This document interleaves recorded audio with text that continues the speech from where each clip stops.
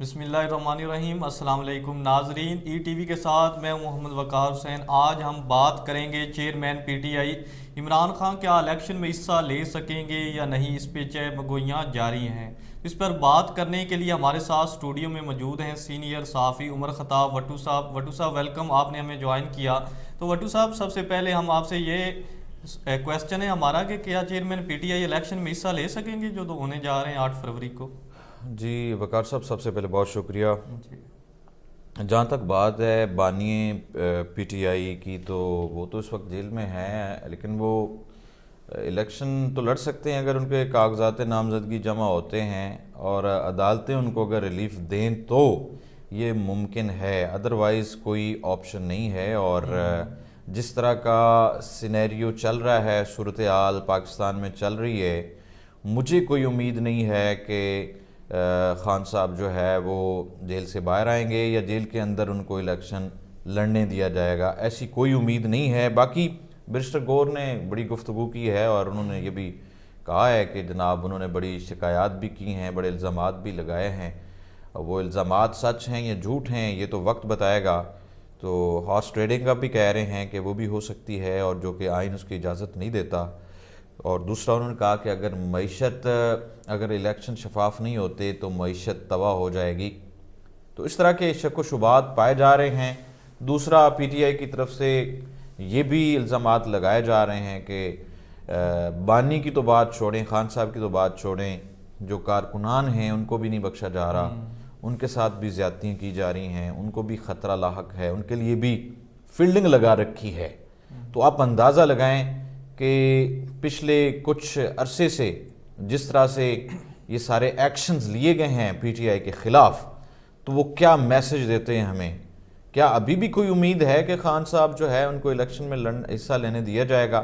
وٹو صاحب، آپ یہاں پہ بات کر رہے ہیں لیول پلینگ فیلڈ کی۔ جب 2018 میں پی ٹی آئی کی گورنمنٹ آئی اور خان صاحب اپنی سپیچز میں کہتے تھے کہ اگر کسی نے نون لیگ کے رہنماؤں کو یا ان کی قیادت کو کرسیاں دی اور ساؤنڈ سسٹم دیا تو ان پر مقدمات ہوں گے، تو اس وقت بھی یہی سچویشن تھی جو آج پی ٹی آئی کے ساتھ ہو رہی۔ تو آپ کیا اس بارے کہنا چاہیں گے؟ یہ تو روایتی ہے نا، یہ ٹریڈیشن ہے ہماری سیاسی ہسٹری کی۔ آپ دیکھیں تو جو بھی آتا ہے وہ انتقامی سیاست سے کام لیتا ہے، انتقامی سیاست ہوتی ہے، اور کبھی کوئی ہیرو ہوتا ہے اور کبھی کوئی ویلن ہوتا ہے، اور جو ویلن ہوتا ہے نیکسٹ ٹائم ہو سکتا ہے وہ ہیرو ہو، اور ہیرو جو ہے اس کو ویلن بنا دیا جائے۔ یہ پروڈیوسر کا کام ہے کہ وہ کون سا کریکٹر دیتا ہے ان کو، کہ ہیرو کا کام کرنا ہے یا سائیڈ ہیرو کا کام کرنا ہے یا ویلن کا کام کرنا ہے، ان کے اختیار میں کچھ نہیں ہے۔ وٹو صاحب، نون لیگ آج کل خان صاحب کو کہتی ہے کہ یہ عدلیہ کے لاڈلے ہیں، اور پی ٹی آئی والے کہہ رہے ہیں کہ نون لیگ لاڈلی ہے، تو یہ کیا چل رہا ہے ان کے درمیان؟ دیکھیں وقار صاحب، پہلے خان صاحب کو لاڈلا کا لقب دیا گیا تو وہ کس نے دیا؟ اب جو ہے نواز شریف صاحب ہیں، ان کو لاڈلا پلس کا لقب دیا گیا ہے تو کس نے دیا؟ یہ ایک دوسرے کو لقب دیتے رہتے ہیں، یہ بس بیان بازی ہے، اور ایک دوسرے پر کیچڑ اچھالنا اور ایک دوسرے پر الزامات لگانا۔ دیکھ لیں، ماضی میں بھی دیکھ لیں، آپ سپیچز دیکھ لیں پولیٹیشنز کی، آپ کو نظر آ جائے گا کہ جب یہ پریس کانفرنس کرتے ہیں یا میڈیا ٹاک کرتے ہیں تو یہ یہی کہتے ہیں کہ جناب ہم سے جو پچھلی حکومت تھی اس نے کچھ نہیں کیا، ہمارے اختیار میں کچھ نہیں ہے، یہ جو قرضے ہیں انہوں نے بڑھائے ہیں، انہوں نے زیادہ قرضہ لیا ہے، ہم نے تو کچھ بھی نہیں کیا، ہمارے اختیار میں کچھ نہیں ہے، ہم تو ابھی آئے ہیں۔ سارے آپ دیکھ لیں، جو بھی پارٹی اس ملک پر مسلط ہوئی ہے، جس طرح سے بھی آئی ہے، ان کا یہی جو ہے وہ ان کی روایت دیکھ لیں، اور یہی سپیچز اس طرح کا الزامات لگاتے ہیں، پچھلی پارٹی پہ لگا دیتے ہیں، پچھلی حکومت پہ لگا دیتے ہیں۔ مسئلہ یہ پیدا ہوتا ہے کہ اس ملک کا آخر کون ذمہ دار ہوگا، اس ملک کے لیے کون کچھ کرے گا، کون ذمہ داری اپنے اوپر لے گا کہ میں اس چیز کا ذمہ دار ہوں۔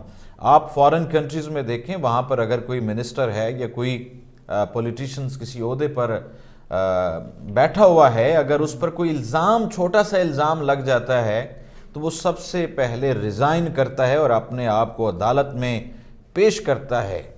یہ ہوتا ہے، اس کو کہتے ہیں جمہوریت یا انسانیت۔ ہمارے ملک میں تو ڈٹھائی کی حد ہے، یہاں پر تو الزامات کیا، ملزم و مجرم و ثابت بھی ہو جائیں تو کوئی ماننے کے لیے تیار نہیں ہے، کہیں نہ کہیں سے ان کو جو ہے وہ ریلیف تو دے دیا جاتا ہے۔ بھٹو صاحب پنجاب میں استحکام پاکستان پارٹی کا کیا فیوچر دیکھ رہے ہیں؟ وہ دعویٰ کر رہے ہیں کہ جو آئندہ پنجاب حکومت ہوگی وہ ہم بنائیں گے.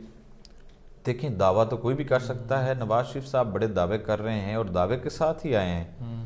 ایسے وہ پاکستان واپس نہیں آئے. ان کو یہاں پہ ہری جھنڈی دکھائی گی. وہ ہری جھنڈی دیکھنے کے بعد 4 سال بعد آئے ہیں. اگر 4 سال سے پہلے ان کو کبھی بھی کوئی ہری جھنڈی دکھا دی جاتی, کوئی سگنل مل جاتا, تو میرے خیال میں وہ اتنے لیٹ نہ ہوتے, ان کا علاج 4 سال نہ چلتا. یوں 4 سال چلتا رہا. اب الیکشن کے قریب ان کو جب سگنل ملا ہے تو وہ واپس آئے ہیں اور بڑے وہ پر امید نظر آتے تھے. اور اب کچھ غبارے سے ہوا نکل چکی ہے. اب ویسے حالات جب نہیں ہیں تو صاف ظاہر ہے نواز شریف کافی مایوس نظر آتے ہیں. استحکام پارٹی جو ہے ان کا بھی دعویٰ ہے, لیکن یہ ایک نئی پارٹی ہے تو اس لیے ایکسپیکٹ کیا جا سکتا ہے کہ وہ کوئی مارجن جو ہے وہ لے سکتے ہیں, کیونکہ ہمیشہ سے جس طرح پہلے پی ٹی آئی جماعت آئی اور جس طرح وہ مقبول ہوئی, اور پچھلی دہائیوں سے جو پارٹیز ملک پر حکومت کر رہی تھیں, حکومتیں بنا رہی تھیں, تو ان سے لوگ بیزار ہو چکے تھے. ہو سکتا ہے کہ لوگ جو ہے وہ جس طرح تبدیلی کے نام پر پی ٹی آئی میں آئے تھے یا اس کے پیچھے لگ گئے تھے یا ووٹ دینے کے لیے, اور لوگ جو ہے آگے انہوں نے قدم بڑھایا تھا, ہو سکتا ہے کوئی روشنی کی کرن ان کو استحکام پارٹی میں نظر آ جائے, کوئی امید کی کرن نظر آ جائے. اور دیکھیں عوام تو چاہتی ہیں کہ کوئی بھی پارٹی ہو, لیکن ان کی ترقی کے لیے کام کیا جائے, ان کے جو فنڈامنٹل رائٹس ہیں ان کے بارے میں بات کی جائے, وہ ان کو ملیں, ان کو جو بنیادی سہولیات ہیں ان سے فیسیلیٹیٹ کیا جائے. ایک عام آدمی بیچارہ اگر ان کا کوئی بھی فرد جو ہے بیمار پڑ جائے, اس کا کوئی آپریشن کروانا پڑ جائے, تو وہ بیچارے ان کے پاس تو اتنی جو ہے وہ کیپیسٹی نہیں ہوتی, اتنی ان کے پاس پیسہ نہیں ہے کہ وہ افورڈ کر سکیں. تو ایسے حالات میں سرکاری جو ہمارے ہاسپٹلز ہیں وہاں پر کیا ہوتا ہے کہ غریب بندہ تو وہاں پر بیچارہ علاج بھی نہیں کروا سکتا. جس کی سفارش ہوتی ہے وہ کوئی ٹائم لے کے کوئی آپریشن کروا سکے, ادروائز تو میڈیسن غائب ہو جاتی ہیں ہاسپٹل سے. جو ادویات پیچھے سے ملتی ہیں وہ کہاں جاتی ہیں؟ آپ نے کبھی دیکھا ہے کسی غریب آدمی کو وہاں سے کوئی فیسیلیٹیٹ کیا گیا ہو یا میڈیسن وہاں سے ملے؟ ڈاکٹرز لکھ کے دے دیتے ہیں کہ باہر سے ملیں. تو یہ کس نے کرنا ہے؟ یہ کس نے کرنا ہے؟ یہ سارا سسٹم جو بھی حکومت آئے گی یا جو بھی حکومت ہے, کوئی لیڈر ہے, تو اس نے سبھی چیزیں کو ٹھیک کرنا ہے. آپ دیکھیں کتنا بجٹ دیتے ہیں یہ میڈیسن کے لیے, میڈیکل شعبے کے لیے, ہاسپٹلز کے لیے, مائنر سا ہوگا, ایجوکیشن کے لیے کتنے % دیتے ہیں. مین شعبے ہیں, ان پر کوئی توجہ نہیں ہے, اور دوسرے کاموں میں جناب بے دریغ پیسے لگا دیے جاتے ہیں. بھٹو صاحب جو دنیا کی ترقی یافتہ ممالک ہیں وہاں پہ بجٹ جو جی ڈی پی ہوتا ہے اس کا 5% ایجوکیشن پہ لگایا جاتا ہے, لیکن بدقسمتی ہے پاکستان میں 1.5% جو ہمارا جی ڈی پی کا بجٹ ہوتا ہے وہ ہم ایجوکیشن پہ لگاتے ہیں. ترجیحات نہیں ہے وقار صاحب. جب ترجیحات نہیں ہوں گی تو ایسا ہی ہوگا نا. ہماری ترجیحات کچھ اور ہیں, ہم نے تو پیسے بنانے ہیں, ہمیں جہاں سے پیسے بنیں گے, چاہے ہمیں ہاسپٹلز میں ٹائلیں لگانی پڑیں فرنٹ مین رکھ کے. آپ دیکھیں ہاسپٹلز میں ٹائلیں لگائی جا رہی ہیں, ٹھیکہ اپنے بندے, فرنٹ مین کوئی اور, پیچھے کوئی اور. یہ تو بندر بانٹ ہے, یہاں پہ کمیشن بنانا اور لینا دینا یہ چلتا ہے. ان کو کوئی فکر نہیں ہے اس طرح کی. کوئی ایجوکیشن میں یا کیا, ایجوکیشن سسٹم بھی تباہ ہو چکا ہے اصل میں وقار صاحب. پاکستان کے ایجوکیشن سسٹم کی آپ نے بات چھیڑ دی ہے, تو جس طرح یہ پرائیویٹ سکولز, کالجز, یونیورسٹیز جو ہیں وہ ڈگریاں بانٹ رہی. آپ دیکھیں کہ گورنمنٹ کو اس پہ ایکشنز لینے چاہیے. مخصوص نشستیں ہونی چاہیے ہر یونیورسٹی کی. آپ مارننگ شفٹ دیکھ لیں, ریپلیکا دیکھ لیں, ایوننگ دیکھ لیں, کتنی پروڈکٹ آپ تیار کر رہے ہیں. کیا وہ جو پروڈکٹ سٹوڈنٹس کی صورت میں آپ تیار کر رہے ہیں, کیا اتنی جاب اپرچونٹیز ہیں اس سیکشن میں یا اس ڈپارٹمنٹ میں, اس شعبے میں؟ تو یہ کس نے ڈیسائیڈ کرنا ہے؟ سب یہ لمحہ فکریہ ہے. یہ تو عوام کو سوچنا پڑے گا کہ جو انتخابات ہونے جا رہے ہیں کون سی جماعت ان کے مستقبل کے لیے کارآمد ثابت ہوگی. تو بھٹو صاحب اب ہم بات کرتے ہیں فیصل آباد کا صوبائی حلقہ ہے PP 103. صنعتی لحاظ سے یہ بڑا اہمیت کا حامل ہے. یہاں پہ تانلے والا شوگر مل بھی ہے. تو یہاں سے مسلم لیگ نون کے MP صفدر شاکر 2018 کے انتخابات میں ممبر صوبائی اسمبلی منتخب ہوئے تھے. تو وہاں پہ کوئی ترقیاتی کام نہیں ہوئے. ہم نے وہاں پہ ایک سروے کروایا تو وہاں پہ لوگوں کا رائے تھی کہ کوئی نیو چہرہ نیو فیس آنا چاہیے جو ان کے مسائل کو حل کرے. وہاں پہ انفراسٹرکچر تباہ ہوا ہے, وہاں پہ ڈیولپمنٹ کے کام نہیں ہوئے, وہاں پہ ہیلتھ پہ کوئی کام نہیں کیا گیا. اس بارے کیا کہنا چاہیں گے؟ دیکھیں وہ روایتی سیاستدان ہیں, انہوں نے سیاست کرنی ہے, سیاست کو چمکانا ہے, انہوں نے تو اپنا لگایا ہوا پیسہ کوئی بھی ہوتا ہے انہوں نے واپس لینا ہے. وہ کس طرح سے انہوں نے انویسٹ کر کے کس طرح واپس لینا ہے, وہ تو اس چکر میں ہوتے ہیں. ان کو کیا اس چیز سے کہ ڈیولپمنٹس کیا ہوتی ہیں یا عوام کے لیے کیا کرنا ہے, تو انہوں نے کوئی خاطر خواہ کام نہیں کیا. اس کے علاوہ بٹو صاحب ان کا دعویٰ ہے کہ میں جو انتخابات ہونے جا رہے ہیں تو میں انشاءاللہ سرپرائز بھی دوں گا اور دوبارہ. کیا سرپرائز دیں گے وقار صاحب؟ ان کی کارکردگی زیرو ہے, کرنٹ ان کی پوزیشن بالکل ویک ہے. آپ مزید سروے کروا کے دیکھ لیں, عوام اب پہلے جیسے عوام نہیں ہے. اب عوام کو بے وقوف نہیں بنایا جا سکتا. اب عوام کے پاس ہر فرد کے پاس موبائل ہے اور ٹچ موبائل ہے. آپ دیکھیں اب ایک مزدور بندہ جو نوکری کرتا ہے نا, ملازمت کرتا ہے کسی کے ہاں, اس کے ہاتھ میں بھی ٹچ موبائل ہوگا تو وہ سوشل میڈیا دیکھتا ہے, وہ نیوز دیکھتا ہے, وہ چیزیں دیکھتا ہے, اس کو پتہ ہے کون کیا کر رہا ہے. ان کی آنکھیں کھلی ہیں, کان بھی کھلے ہیں, وہ سن بھی رہے ہیں, دیکھ بھی رہے ہیں. تو آپ اس چیز پہ ہرگز نہ جائیں. کوئی بھی پارٹی اگر دعویٰ کرتی ہے یا کوئی بھی لیڈر, صفدر شاکر صاحب ہمارے محترم ہیں, ہمارے لیے قابل احترام ہیں, لیکن اگر وہ کوئی اس طرح کرتے ہیں دعویٰ تو کوئی بھی کر سکتا ہے دعویٰ, لیکن جو ریالٹی ہے, گراؤنڈ ریالٹی میں اس کی بات کر رہا ہوں. دوسرا اگر یہاں پہ ایک وہ پی ٹی آئی کے یہاں پہ ہیں شاہد خلیل نور صاحب, انہوں نے 2018 کا الیکشن لڑا تھا پی ٹی آئی کی طرف سے. لوزر تھے نا, انہوں نے لوز کیا تھا 2018 کا. پہلے آنے کے کاف لیگ میں نون سے بھی انہوں نے لڑا تھا 2013 میں, اور کاف لیگ سے وہ پہلے تقریباً کوئی میرے خیال میں 2008 میں کامیاب ہوئے تھے, منتخب ہوئے تھے, اور 2002 میں بھی ہوئے تھے کاف لیگ کے ٹکٹ سے, اور فارورڈ بلاک کا حصہ تھے جو بنایا گیا تھا نون لیگ کے حق میں کاف لیگ کے دور میں. تو کیا آپ سمجھتے ہیں کہ یہ روایتی سیاستدان ہیں؟ یہ روایتی سیاست ہے نا. اب وہ خود لڑتے رہے ہیں, خود ہوئے بھی منتخب, لوز بھی کیا. اب وہ میرے خیال میں سننے میں آیا کہ اپنے بیٹے کو, ان کے بیٹے کا نام کیا ہے پتہ نہیں, وہ نور شاہد, اچھا نور اس طرح, تو وہ بھی اس کو لانچ کر رہے ہیں. یہ بھی ایک بزنس ہے نا. تو اب مطلب کہ میں اپنے بیٹے کو لے آؤں کہ شاید اس کی یا کسی پیر صاحب نے ان کو بتا دیا ہوگا کہ آپ کا بیٹا آپ کے لیے بڑا لکی ہے, اگر آپ اس کو فیلڈ میں اتاریں, آپ بزنس میں اتاریں تو ہو سکتا ہے کہ وہ ان کے لیے بہتر ثابت ہو جائے. لیکن مجھے تو کوئی امید نظر نہیں آتی.